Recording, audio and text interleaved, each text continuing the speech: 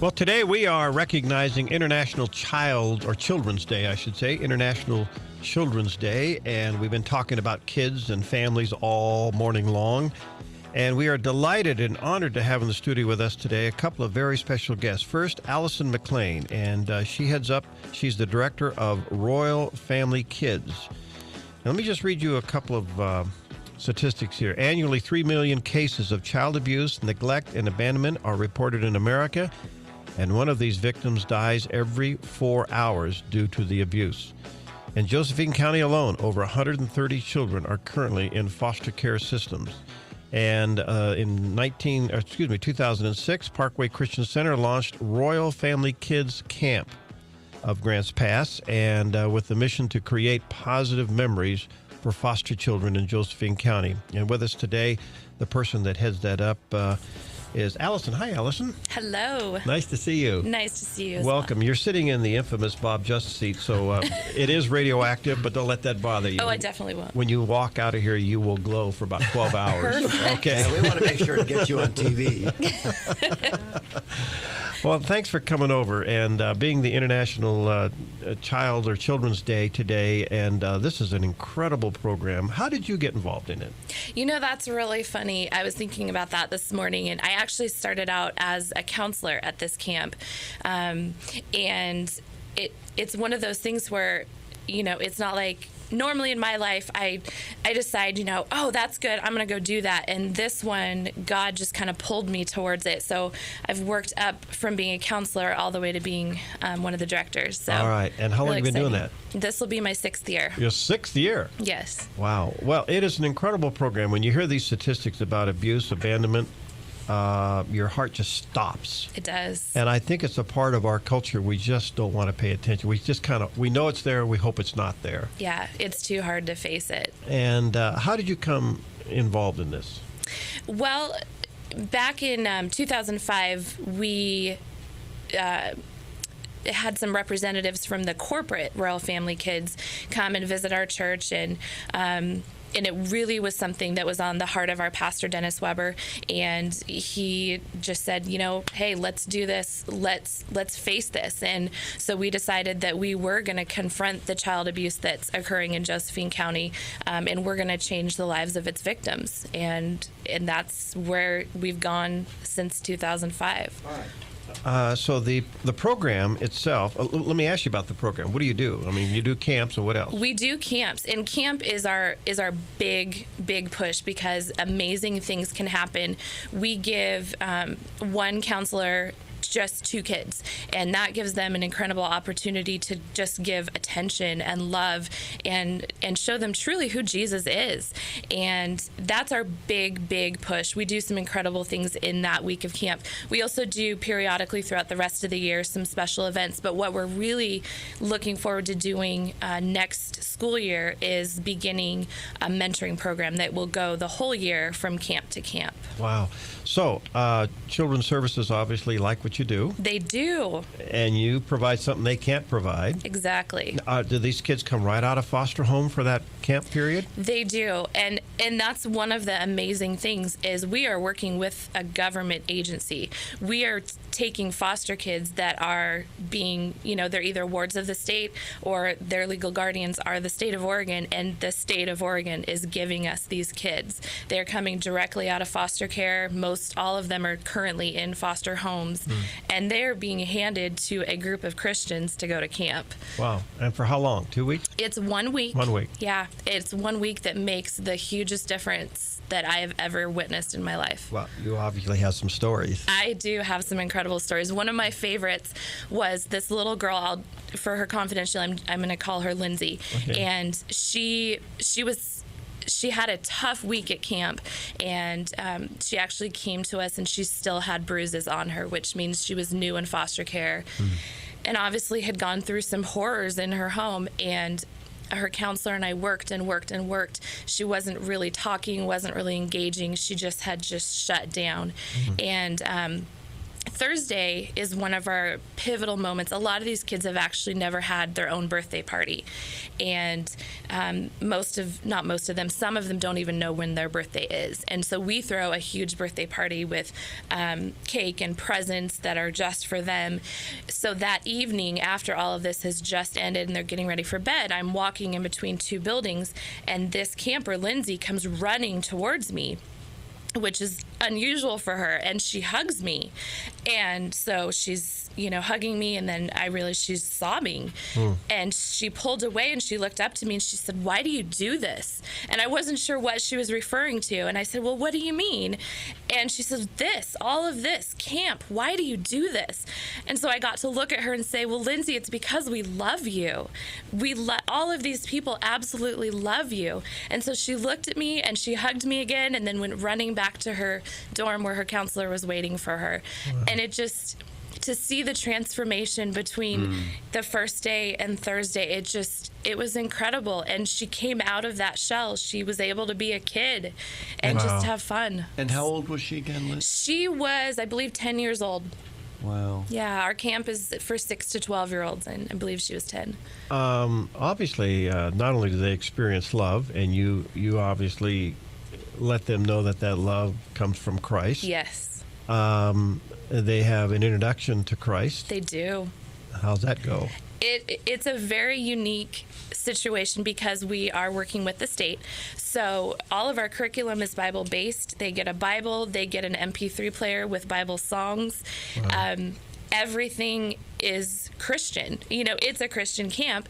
The only little catch is we don't proselytize, which means we can't force them to do, our religious quote unquote activities, and we don't coerce them, into any accepting Jesus. So that is our agreement. But we've never experienced a camper that didn't want to engage in what we're doing because we make it so fun. Yeah. You just can't, when you have adults loving on you like that, and you have Bible stories and drama and worship that's just fun, you can't deny that. So what happens to non-Christian children that are abused in this area? All the kids come from Christian homes and non-Christian homes. They're just okay. It's all of them. This is fascinating. Now, from this, you obviously now see the need of a follow-up mentoring program. Oh, yes. I realize 1 week can turn a life around, but is it enough to sustain them into adulthood?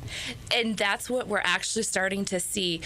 From the first year, our oldest campers are approaching turning 18. And there's been several of them that we've stayed in contact with. There are other camps down in Southern California that have been doing this since 1985. And through their camp, we've seen actual adults in their 30s witness to what the difference was, and it has literally changed their lives. They've gone from the abused, abandoned, neglected kids who had a week of just Jesus, and they're graduating from college, they're going into full-time missions work, they're becoming pastors, they're doing incredible things with their lives. The statistics show that these are the kids who are going to end up, 60% of them in prison, single, unwed mothers, teenage mothers, and those statistics are being turned around. Isn't that wonderful? And this is just so encouraging to hear this. It's exciting. And it's exciting.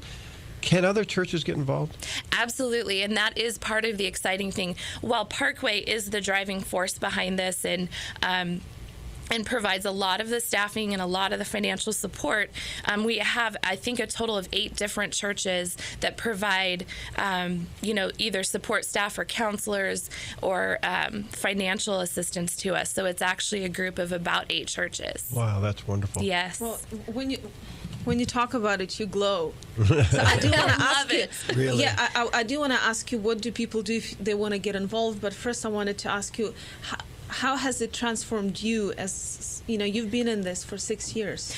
I have, and like I started to say earlier, at first I had just started going to Parkway, and I've always loved kids. As a high schooler, I was a counselor at our church's kids camps, and I've always loved it. And so I start going to this church, and I hear them making, these pleas for Royal Family and this brand new thing they're starting. And I was like, well, I really like kids, and maybe I'll give this a try. I'll kind of be my in to get involved in my church. And so I went, and I have to tell you, it was the hardest and best week of my life ever. And you get so emotionally wrapped up in what you're doing, and you see the pain on these kids' lives, but you also see the difference that you're making by allowing God to work through you. It's turned my life around. How does that function with the counselors?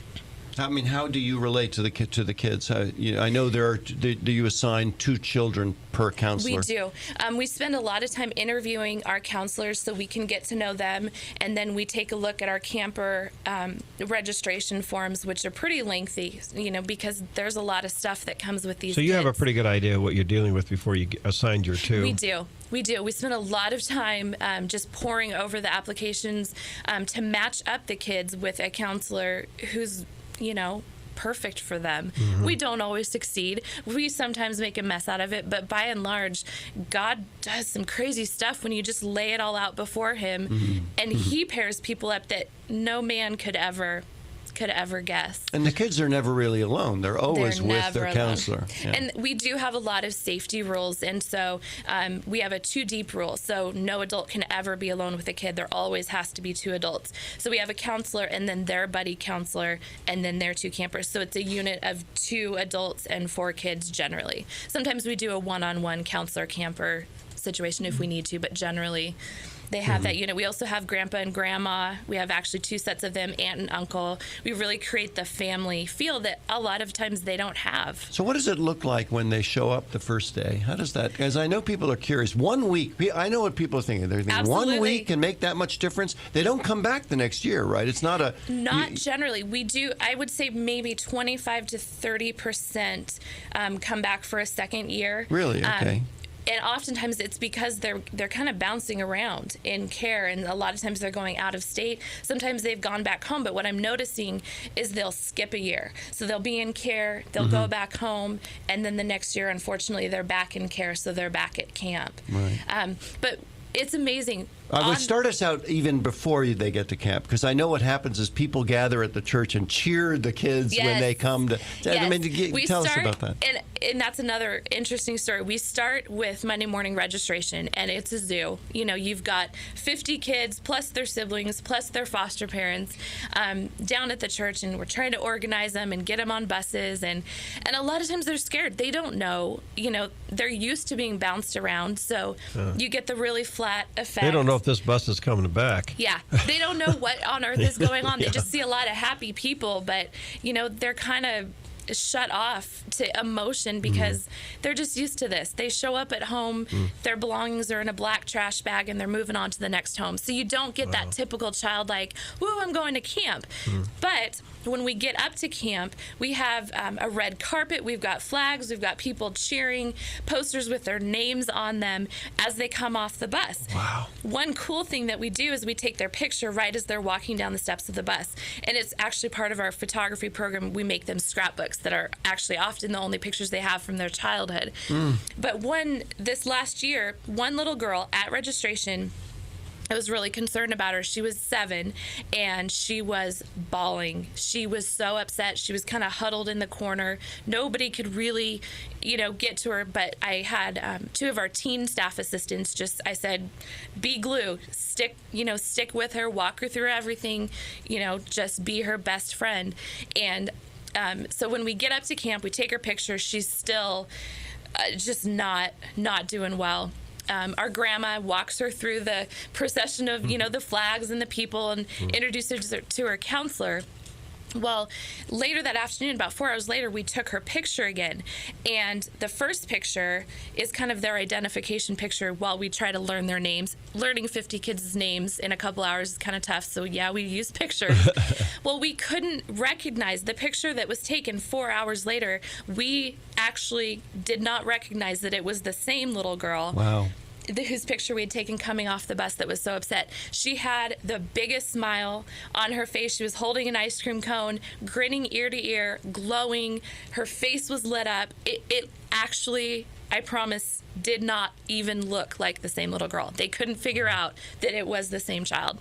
You know what's so amazing about that, too, is that coming from the dark world that they do, the clouds open up, and for the first time in their lives, they see the sun. Yeah. And they don't forget the sun Exactly. when you've seen it. And because you don't even know it's there. You look at the clouds, you don't even know the sun is there when you come from that kind of background. Yeah, and once you've seen the sun and you've seen that there's a counselor that loves you plus 80 other staff members who are focused on you and loving you, they do not forget that. That's one of those seeds that gets planted that will grow for the rest of their lives. Okay, so second day comes. First day, Yes. you got the red carpet, kids get registered, pictures. Okay, what happens the second day? Second day, we actually start and we try to keep the momentum going to try to, help them ease into this brand new experience for them. So we started out with a 7 a.m., what we call polar bear plunge. The most miserable thing for the adults, but the kids love it. We're up at a campground that has a small, they call it a river. It's more like a creek with a swimming hole. And we get the big blow up. Oh my goodness, it's the coldest thing you've ever felt. But the kids go for the polar bear plunge and they dive in that. I mean, I don't know how cold it is, but it's freezing. It's up in the mountains, Yeah. And figure. the counselors have to go with them. They do. And last year, actually, for the first 4 years, I escaped that. I did whatever I could to not have to go in, but last year I did have to go in. They drug me in. It was horrible. But the kids love it. You were a polar bear plunge observer before then. I did it. It was miserable, but I did it. We're talking to Allison McLain. She heads up Royal Family Kids, and this is a national outreach, but It is. Parkway has headed it up here in Southern Oregon. And if you and your church, if you're feeling the tug to learn more about this, can they get a hold of you? Are you the one? Absolutely. Okay, Absolutely. and let me see here if I have your phone number right. 541-479-2639. Yes. All right, 479-2639 will get you to Allison, and you can learn more about it. Maybe you and your church would like to partner up with Parkway and other churches and reach out. I don't know what the statistics are in Jackson County, but looking at what you're giving me here for Josephine County, they're staggering. They are, and actually, the numbers are rising. We're approaching the 200 mark of kids in foster care. The good thing is that within our age range, 6 to 12, we're taking about 80 to 90% of the kids that are eligible in our age range. Isn't that wonderful? Yeah, pretty amazing. You must be sending different kids back to foster parents. Yeah. Oh my goodness. And what kind of testimonies you're getting from foster parents? They come back different kids. They start, their attitudes change. That anger that just is building inside of them on a typical day changes. We had one counselor that said a week of camp is more effective than a year of psychological therapy. It makes that big of a difference, and the foster parents, they just can't stop talking about it. It's amazing. Truly amazing. Part of what strikes me too is that for that week, the kids really know that they're special. For the first time, they really are treated like, wow, I'm special. I'm me. I'm known to God. Yeah. And that whole week is catered to them to tell them they're special. On their doors, they have their name and what it means and a Bible verse. And they get to take a little plaque home with them. Everything that happens, special events. The detail on this is... Oh, it's incredible. There's activity. How big is your staff? You must have a huge volunteer staff. That we take up to camp is about 80, 85, but probably 125 if you include all the people that help while still in Grants Pass. So, wow. Did you have some, Lena? Is it only for foster kids? It is only for foster kids. If we ever have room, we will take kids that have recently been adopted but were in the foster care system and have already been to camp a previous year. Sometimes kids are still in the system. They still have a worker assigned to them, but they've just gone back to their parents or parent. But yeah, generally, most all of them are current foster kids. 6 years, you now have had the opportunity to have some of these kids grow up and come back. and talk to you. Yes, it's incredible. And you run into them, in town. That's the beauty of Grants Pass, is eventually you run into people. And, we have a lot of them. We had one kid last year that it was his mission to see how long he could last before we sent him home due to behavior. And we obviously did not send him home. And by Friday, he was telling his counselor that as soon as he turned 16, he's coming back as a staff member. And we have another girl, same thing. As soon as she turned 16, every time I see her, she tells me, I'm coming back. I'm going to be a counselor. I'm going to be a counselor. How does that work with the teen assistants? I thought that was a really cool thing that young kids get involved. We take kids as young as 16. Obviously, they can't be in a counselor role, and they can't fulfill that too deep rule that has support, to be 18. basically. Yeah, their support. They help us with our activity centers. They help us with our coaches' games, with photography, with our drama, our worship team. They're actually at the very core of what we do because they run so many different things. And also, are you allowed to pray with them? If we do pray with them before meals, we pray with them in our chapel times. And outside of that, if it's with their counselor, if the child initiates that, absolutely. Okay. All right. I realize you're being watched. We are being watched. We don't do the baptisms. We don't do anointing with oil. We don't lay hands on them. Those typical church type activities. We don't do any of that. Yeah. You're just trying to love them. Yeah. You just love on them. And Christ's love is what changes people. It's not all of the church practices. It's kids knowing that there is a God who loves them. That's what changes them. Allison, what strikes me about this, it's just so simple. It is. There's nothing complicated about loving people, is it? No. It's exactly what, in my, understanding, exactly what Jesus commanded us to do, caring for widows and orphans. And when you do that, God blesses that. Wow. Well, it's called Royal Family Kids, and Parkway is, you're kind of like the connecting point for all of Southern Oregon. How's that work? Well, actually, we are the Grants Pass camp. And so there is a camp that's operating in Jackson County as well. Oh, okay. And I believe they're based out of Phoenix. And so, but for Josephine County, we are it. Okay, if you want to learn more about it, you can contact Allison. And the number there in Grants Pass is 479-2639, 479-2639. You may want to take a look at their website. It's called Grants Pass Grantspass.rfkc.org. That was small for my I know. All right, rfkc.org, grantspass.rfkc.org. Check it out there. And then, or give Allison a call. I'm just delighted to hear this. What an incredible story and ministry in 6 years. I can't help but think you're just going to grow and go. Where physically is the camp? Where do you guys go? We're about an hour outside of Roseburg, up in the mountains. It's a perfect campground for us. We've looked at all of the campgrounds probably from Salem south. We do have to stay in Oregon, and it's the only one that physically meets our safety requirements. And it's perfect. It's in the beautiful mountains, and the creek is perfect. Do you see yourself doing more than one camp a year? If I had my desire, You'd be doing it all summer? I would do it all summer. And, it's funny, our camp is in Douglas County, but there's not a camp in that county. I would love to do a camp in Douglas County. I'd love to do a camp for teens. If I had my choice, we would be doing this all year round. Bless you. Scripture says he'll give you the desires of your heart.